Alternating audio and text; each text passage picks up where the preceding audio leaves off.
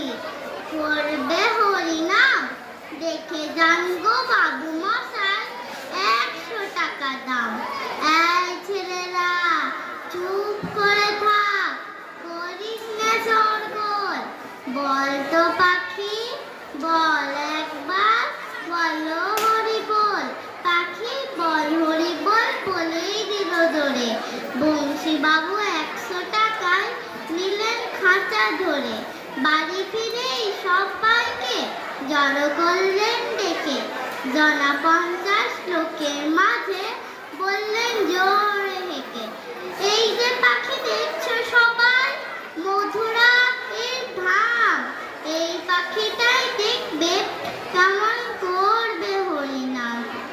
এই ছেলেরা চুপ করে থাক, করিস না শোরগোল।